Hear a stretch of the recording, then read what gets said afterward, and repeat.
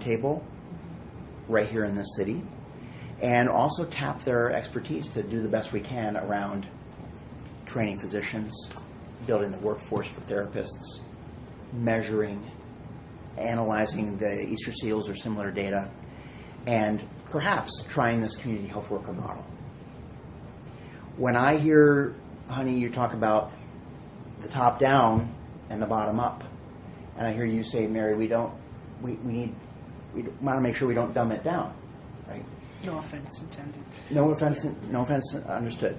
I think that I hear what you're saying, which is you believe that what you've built is a fantastic way to go forward. Yet, if it only touches 20, 30% of the kids who are out there, then 100% perfection times 30% of kids is still only 30% impact.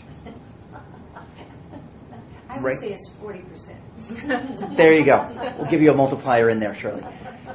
What I think we can do together looks more like,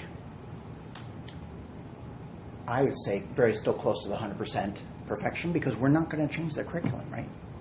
We're talking about training more people around this curriculum and helping them amplify it, and also reaching more children. That potential impact, I think, is really exciting to contemplate.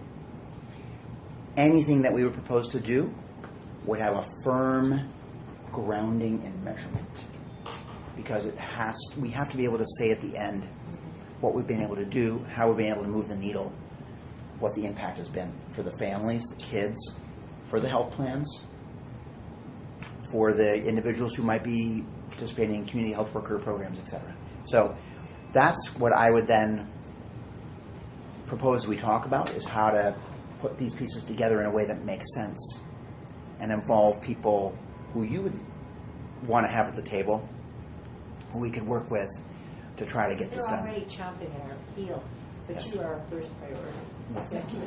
So what I would say, Shirley, to your NIH point that you've brought up a couple times is... Do you think that's important? That was what I wanted to ask you. Well, Dr. Shanley would want me to say, of course, it's very important.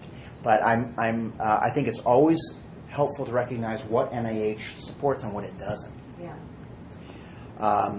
As a person who's done a lot of population-based work, I would say that the NIH likes to be involved in really focused ways that tend not to touch very large groups of people. The NIH feels most comfortable in a super hyper measured space. Okay? That's okay. We've got a version of that here. We can work with that. What area? I think there are a couple possible ones. I think one of them is to get what's called a training grant to train more people in the best techniques and measure the impact from NIH. From NIH. Mm-hmm. Training grant. And the other potential is to try to get NIH funding to support the community health worker model.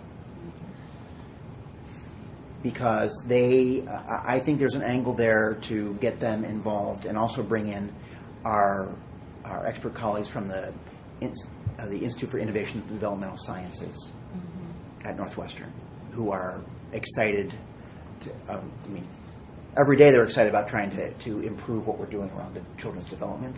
I think they'd be particularly adept. Who runs that? Well, the person who leads it, the director, is Lori Wachschlag. I just met with Lori earlier today, and she told me something rather remarkable. I didn't know. She's a very modest person, but she let slip that she's never had an NIH proposal not funded. It's a good number. That's a really good statistic. Unless she's only done one. Oh, it's nine.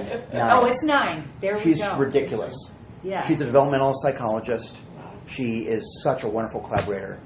And she would be, I think, a tremendous asset for us here. Because what is the name of that department or that? The Institute for Innovations in Developmental Sciences. I'm the co-deputy director of it.